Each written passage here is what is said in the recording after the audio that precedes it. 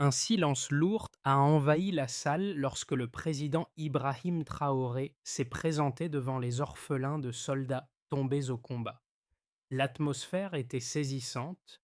Ces enfants, marqués par des pertes irréparables, se retrouvaient face à un dirigeant prêt à leur offrir une promesse.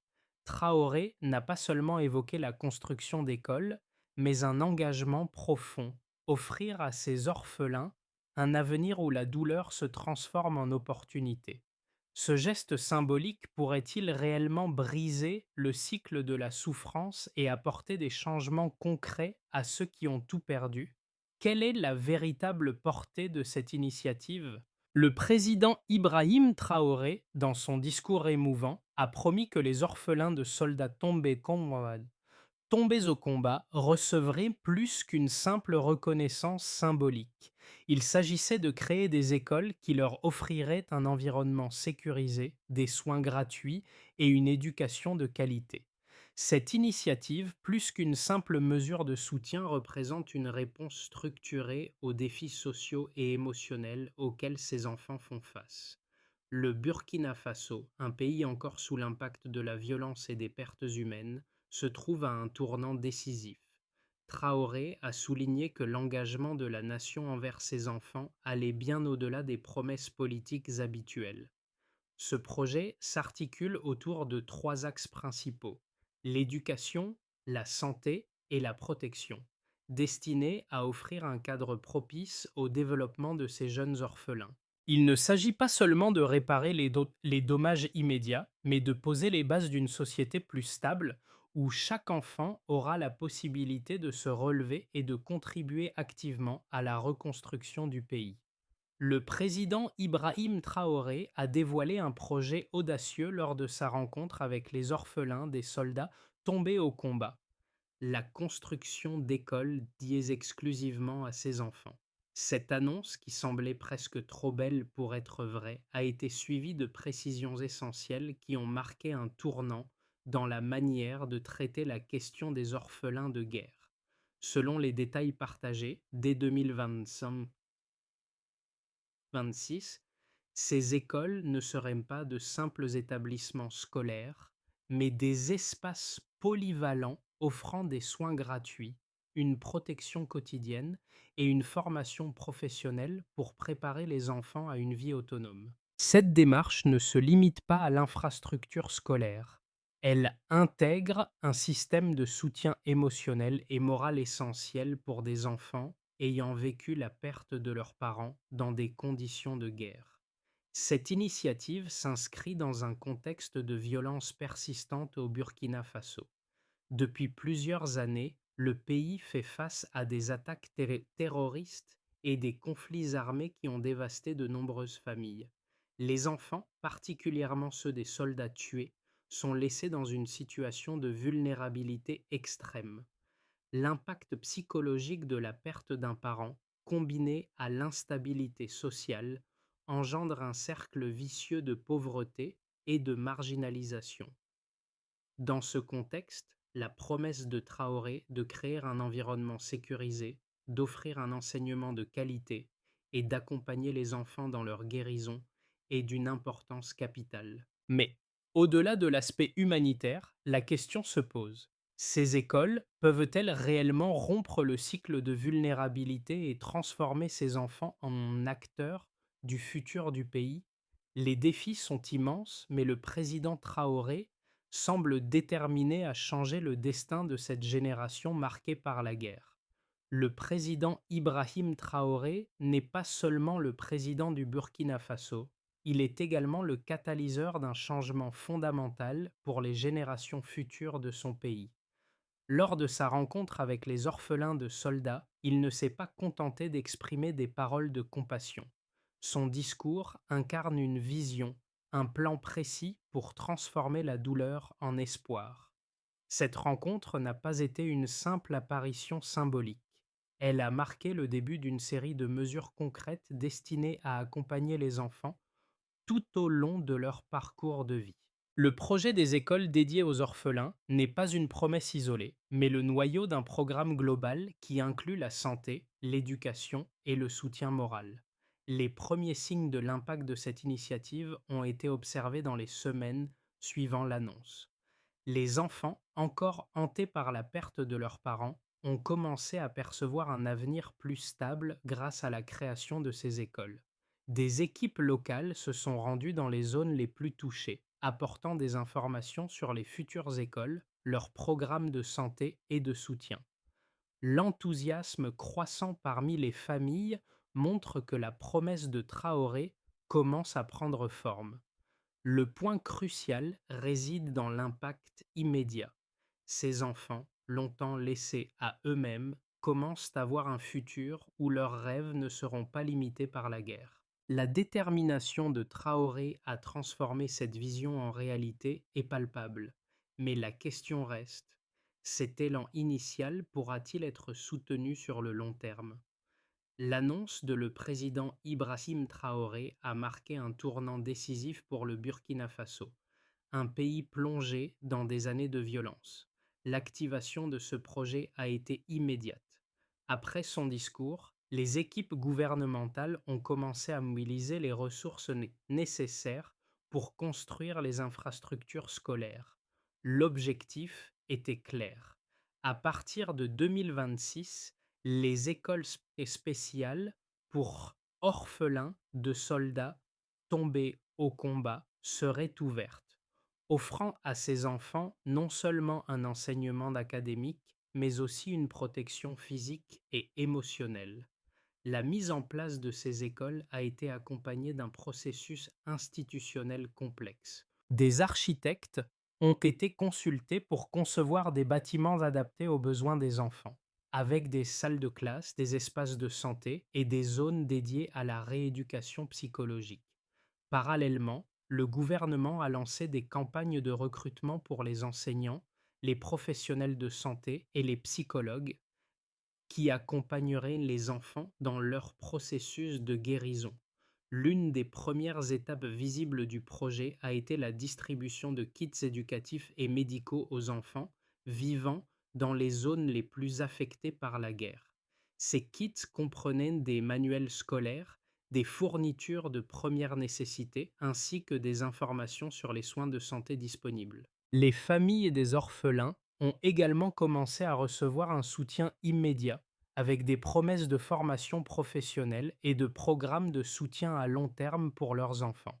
Ce soutien tangible a permis de renforcer la crédibilité du projet et a donné aux familles un espoir réel de voir leurs enfants sortir de la précarité. Dans le même temps, des partenariats ont été établis avec des ONG locales et internationales pour assurer un soutien durable à ces initiatives. Ces partenariats ont permis de garantir que les écoles ne seraient pas seulement des lieux d'apprentissage, mais des havres de paix où les enfants pourraient se reconstruire. Les premières visites des sites potentiels pour ces écoles ont été organisées et les communautés locales ont été impliquées dans le processus de décision, assurant ainsi une implantation plus harmonieuse des infrastructures.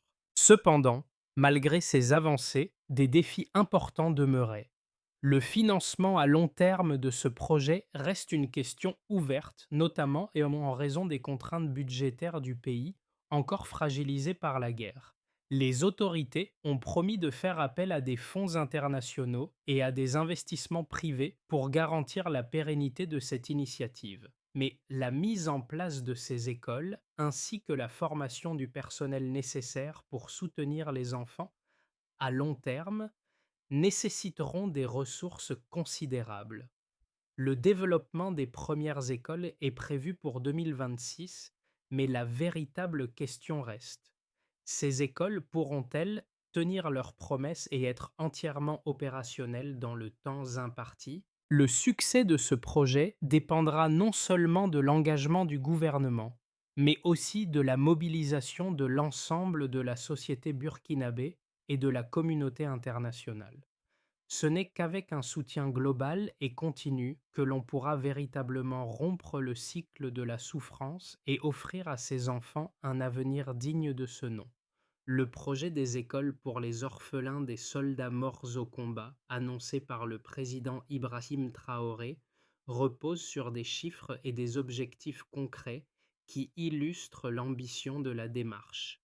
Dès 2026, ces écoles devraient accueillir les premiers orphelins, avec des infrastructures spécialement conçues pour leur bien-être. Selon les informations fournies par les autorités, chaque école prévue offrira non seulement une scolarité, mais aussi un environnement sécurisé, des soins gratuits et des programmes de formation professionnelle pour préparer ces enfants à l'autonomie.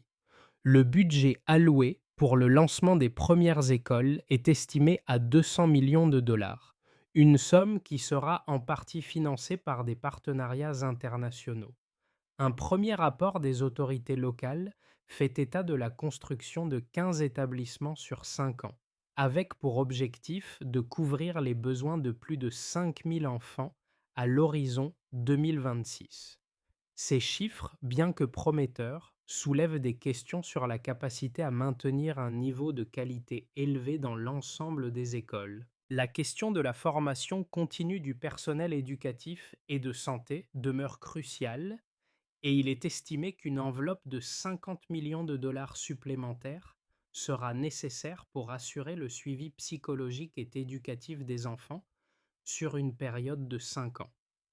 Sur le plan éducatif, les autorités ont mis en place un cadre d'enseignement qui permettra à chaque enfant de bénéficier d'une éducation scolaire complète et d'un suivi individualisé. Les chiffres prévoient qu'environ 80% des enfants inscrits suivront des programmes d'apprentissage classiques, tandis que les 20% restants auront accès à des formations professionnelles adaptées à leurs besoins et à leur avenir. Ce système vise à intégrer ces enfants dans un parcours d'apprentissage et de développement qui ne soit pas uniquement axé sur la théorie, mais qui inclut aussi des compétences pratiques pour les préparer à un rôle actif dans la reconstruction du pays. Les premières évaluations des besoins montrent qu'environ 30% des orphelins actuellement recensés vivent dans des zones éloignées des centres urbains où l'accès à l'éducation et aux soins est limité. Cela soulève un défi supplémentaire pour les autorités: garantir un accès égalitaire à ces écoles, indépendamment de la localisation géographique. Pour ce faire, un système de transport gratuit a été mis en place pour permettre à ces enfants d'accéder aux établissements, avec une attention particulière pour les zones les plus affectées par les violences. Un autre point fondamental de ce projet est l'extension progressive du modèle à d'autres régions du pays. D'ici 2028, le gouvernement espère d'étendre ce programme à toutes les régions touchées par la guerre, avec pour objectif d'accueillir jusqu'à 20 000 enfants sur l'ensemble du territoire. Ces chiffres ne témoignent de la portée de l'initiative, mais soulignent également les défis logistiques, financiers et humains à surmonter. La question demeure: ces objectifs ambitieux pourront-ils être atteints dans un pays encore en pleine reconstruction? Les défis à venir nécessiteront une coordination étroite entre les autorités locales, les ONG partenaires et la communauté internationale. L'initiative de le président Ibrahim Traoré a été saluée par de nombreux observateurs qui y voient une réponse systémique et profonde aux défis liés aux orphelins de soldats. Néanmoins, certains critiques soulignent des aspects potentiellement problématiques dans l'implémentation à long terme de ce projet ambitieux. D'une part, la promesse de garantir des soins gratuits, une éducation de qualité et un suivi psychologique pour chaque enfant s'accompagne de la question cruciale des ressources nécessaires à cette entreprise. Les sceptiques pointent le risque de manquer de personnel qualifié, notamment en raison des faibles investissements dans la formation continue des enseignants et des psychologues. Ces défis sont exacerbés par la situation économique du Burkina Faso, où les priorités budgétaires sont souvent orientées vers des urgences immédiates comme la sécurité nationale et l'assistance humanitaire. D'autre part, un certain nombre d'experts en politique éducative soulignent que l'intégration de la formation professionnelle dans le curriculum scolaire, bien que positive, pourrait ne pas suffire à offrir une véritable autonomie à ces jeunes. Ces formations doivent aller au-delà de la simple acquisition de compétences pratiques pour inclure un développement personnel, un renforcement des compétences sociales et un accompagnement pour la réintégration dans la société. Sans un réseau de soutien communautaire solide et des opportunités d'emploi à long terme, il y a un risque que ces enfants, même éduqués et formés, ne trouvent pas de place sur le marché du travail. Les défenseurs de l'initiative, en revanche, soulignent la dimension novatrice et nécessaire de cette approche. En combinant l'éducation avec la santé et la protection, le projet de le président Ibrahim Traoré adresse non seulement les besoins immédiats, mais aussi les attentes d'une reconstruction à long terme. La création de ces écoles représente une avancée dans la manière de traiter les répercussions psychologiques et sociales de la guerre, ce qui pourrait, à terme, devenir un modèle à reproduire dans d'autres pays confrontés à des situations similaires. Ainsi, la véritable question ne réside pas seulement dans les difficultés à surmonter, mais dans la capacité du gouvernement burkinabé et de ses partenaires à soutenir durablement cette vision. Les objections ne remettent pas en cause la nécessité de cette initiative, mais mettent en lumière la complexité de sa mise en œuvre dans un environnement instable et en reconstruction. La réussite de ce projet dépendra de la gestion rigoureuse de ces défis et de la capacité à maintenir l'engagement politique et financier sur le long terme. La promesse de le président Ibrahim Traoré ne se limite pas à la construction d'écoles pour les orphelins de soldats tombés au combat. Elle repose sur une transformation globale du système éducatif et social du Burkina Faso. Le véritable tournant de cette initiative réside dans son approche intégrée. Les écoles seront des espaces de reconstruction, non seulement éducatifs, mais aussi sanitaires et psychologiques. Dès 2026, ces enfants ne seront pas seulement des étudiants, mais des bénéficiaires d'un accompagnement complet visant à restaurer leur dignité et leur autonomie. Ce projet va au-delà de la simple réintégration scolaire. Il incarne un modèle de guérison collective et individuelle. À travers des soins gratuits, un environnement sécurisé et des programmes de formation professionnelle, les enfants pourront envisager un futur meilleur, loin des cicatrices laissées par la guerre. Ce n'est pas simplement un geste symbolique, mais un plan stratégique pour réhabiliter une génération entière. Mais, comme pour toute grande initiative, la véritable épreuve réside dans la capacité à passer des promesses aux actions concrètes. Les répercussions immédiates de l'annonce de le président Ibrahim Traoré sont visibles mais aussi complexes et nuancées. D'un côté, il y a une volonté claire de transformer la vie des orphelins de soldats en leur offrant plus qu'une simple éducation. Les écoles dédiées à ces enfants ne seront pas seulement des lieux d'apprentissage, mais des espaces de guérison. L'objectif est de leur offrir un environnement sécurisé, loin des traumatismes liés à la guerre, et de les accompagner dans leur réintégration sociale et professionnelle. Le projet prévoit une approche intégrée qui combine éducation, soins de santé gratuits et soutien psychologique. Ces enfants, longtemps laissés dans une précarité profonde, auront enfin accès à une structure qui répond à leurs besoins fondamentaux. Les premières réactions des familles et des communautés ont été positives, avec un large soutien pour l'initiative. Les familles des orphelins voient dans cette promesse un soulagement et un espoir pour l'avenir de leurs enfants. La mobilisation communautaire est essentielle pour garantir la réussite du projet et les leaders locaux se sont déjà engagés à soutenir l'initiative. Cette approche collaborative entre le gouvernement, les communautés locales et les organisations internationales est cruciale pour assurer la pérennité du programme. Cependant, malgré cet élan d'optimisme, plusieurs défis se dessinent. Le financement de ces écoles reste une question clé. Si le projet a reçu un soutien financier initial, sa pérennité à long terme dépendra de la capacité du gouvernement à maintenir cet engagement dans un contexte économique difficile. La gestion des infrastructures scolaires, la formation continue des enseignants et la mise en place de services de santé adéquats sont des aspects qui nécessiteront un financement constant. De plus, les enfants des zones les plus reculées risquent de rencontrer des obstacles logistiques pour accéder à ces écoles.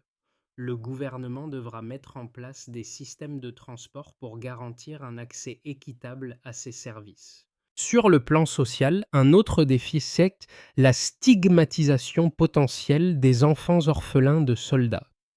Bien que les écoles soient conçues pour offrir un cadre protecteur et inclusif, il est possible que ces enfants soient perçus différemment dans la société.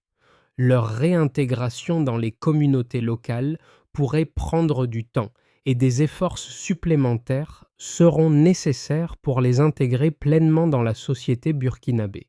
Le projet devra également se concentrer sur la prévention de l'exclusion sociale et la création d'opportunités pour ces enfants de contribuer activement à la reconstruction du pays. Malgré ces défis, l'initiative de le président Ibrahim Traoré représente un tournant pour les enfants du Burkina Faso, une lueur d'espoir pour une génération marquée par la guerre. Il reste à voir si le gouvernement et ses partenaires réussiront à surmonter ces obstacles pour offrir aux orphelins un avenir meilleur et plus stable. Les répercussions à court terme de l'initiative de le président Ibrahim Traoré dépendent largement de la capacité du gouvernement à mettre en œuvre ses promesses dans les 6 à 12 mois suivant l'annonce. Trois scénarios distincts peuvent se dessiner, chacun ayant des implications profondes pour l'avenir du projet et pour les enfants concernés. Dans le premier scénario, le projet suit son calendrier avec des écoles ouvertes d'ici la fin 2026.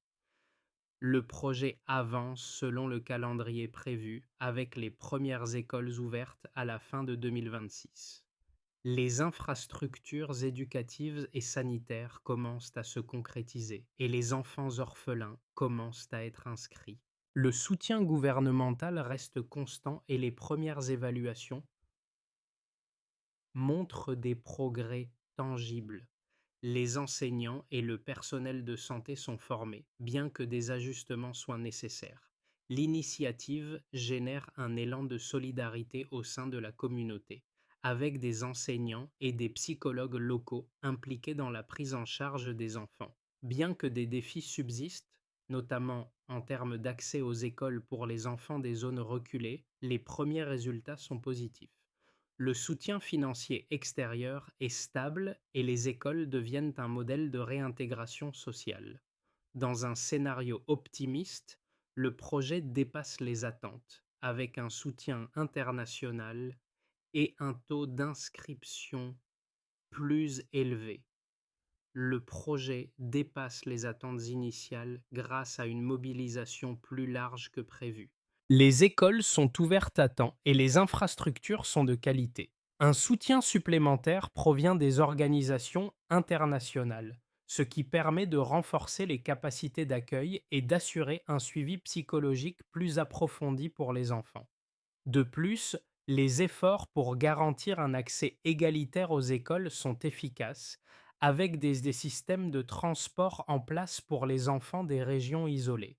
En conséquence, le taux d'inscription est plus élevé que prévu et les communautés locales s'engagent activement dans la gestion des écoles. À la fin de la première année, les enfants commencent à montrer des signes de résilience et d'amélioration dans leurs apprentissages. Ce scénario optimiste se traduit par une plus grande stabilité sociale, avec un nombre croissant de jeunes orphelins intégrés dans les programmes de formation professionnelle. Dans un scénario pessimiste, le financement reste un défi majeur, retardant les progrès du projet. Les défis structurels et financiers freinent la mise en œuvre du projet. Le gouvernement rencontre des difficultés pour maintenir le financement nécessaire et certains établissements ne sont pas prêts à temps. Le soutien international est moins généreux que prévu et certaines régions souffrent d'un retard dans la construction des écoles. La gestion des ressources humaines, notamment la formation des enseignants et du personnel médical, est inégale. Les enfants des zones les plus reculées continuent de souffrir d'un manque d'accès à ces écoles. Si des solutions de transport et des aides financières ne sont pas mises en place, une partie significative de la population cible risque de ne pas bénéficier de ce projet. Le manque de coordination et d'engagement des communautés locales pourrait aussi entraîner des tensions sociales, freinant l'intégration des enfants dans la société. Dans tous les cas, l'issue de cette initiative dépendra largement de la gestion à long terme et des ajustements qui seront faits en réponse aux défis rencontrés au fil du temps. Le succès de ce projet ne réside pas uniquement dans la construction d'écoles, mais dans la capacité à créer un environnement durable pour la reconstruction des vies de ces enfants. L'initiative de le président Ibrahim Traoré résonne profondément pour différents groupes de personnes qui suivent de près la situation au Burkina Faso. Pour le groupe A, composé de personnes sensibles aux répercussions humaines de la guerre, ce projet offre un espoir tangible de transformation. Ces enfants, souvent perçus comme les victimes invisibles du conflit, sont désormais vus comme les acteurs du futur du pays. Ils ne sont plus définis par leur souffrance, mais par leur potentiel à reconstruire la nation. Ce changement de perception est crucial pour ceux qui croient que chaque génération, même marquée par des tragédies, a le pouvoir de changer le cours de l'histoire. Le geste de le président Ibrahim Traoré, qui leur offre non seulement une éducation, mais aussi un avenir, incarne cette possibilité de rédemption.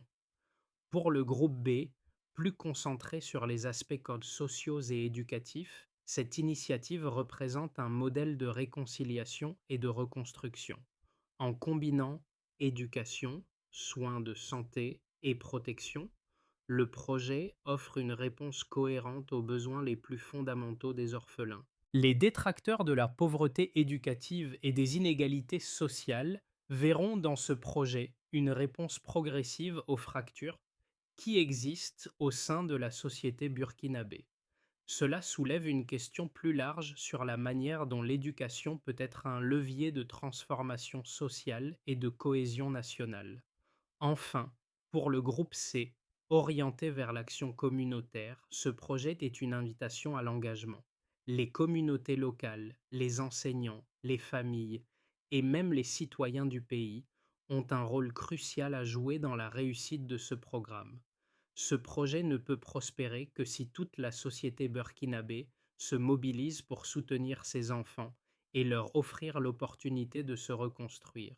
Il ne s'agit pas seulement d'un geste gouvernemental, mais d'un mouvement social qui appelle chaque membre de la communauté à participer activement à la reconstruction nationale. La réussite de l'initiative de le président Ibrahim Traoré repose sur une série d'étapes concrètes et mesurables qui devront être mises en place dès les premières phases du projet. Tout d'abord, il est impératif de finaliser la cartographie des orphelins de soldats et de déterminer leurs besoins spécifiques, qu'il s'agisse d'éducation, de soins médicaux ou de soutien psychologique. Ce travail de terrain, qui implique des visites régulières et des échanges directs avec les familles, servira de base pour la répartition des ressources et la priorisation des actions. La deuxième étape consiste à mettre en place les infrastructures nécessaires.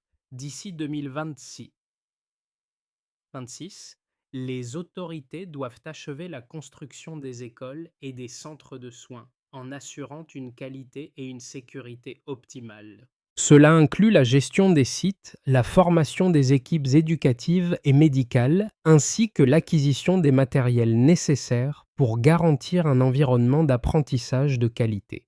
L'achèvement de cette phase doit être suivi d'une vérification rigoureuse des équipements et des infrastructures avant leur ouverture officielle.